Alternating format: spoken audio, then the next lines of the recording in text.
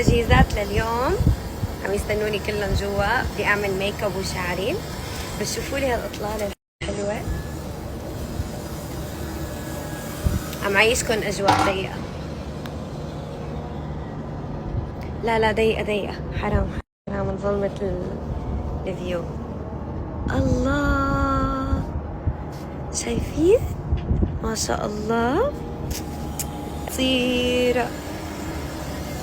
اوكي، استنوا للوك اليوم. يعني شو ما حيكون خطير، حيكون فوق الخطير، فوق العادي. وبتعرفوني انا لما لكم شيء فوق العادي يعني واو، يعني واو يعني واو. استنوا اللوك، هلا بورجيكم جوا شو عم بيصير، وبخليكم معي بالتجهيزات.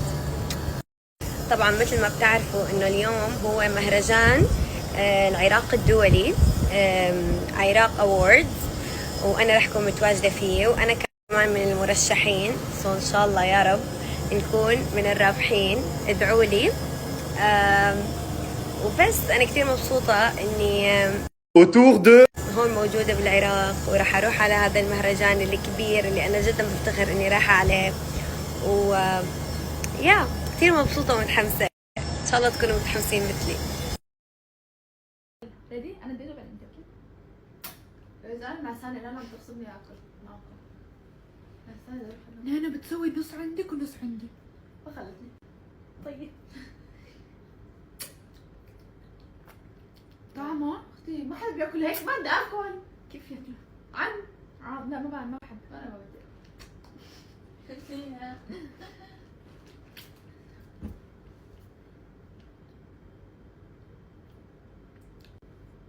لطيفة.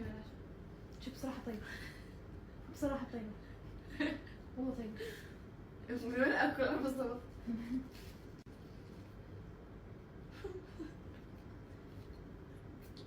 حبيبتي ما ضد الفكرة بالفانيلا جواتها. طب اوكي ديري انتي. هلا يلا. والله طيبة، طيبة والله.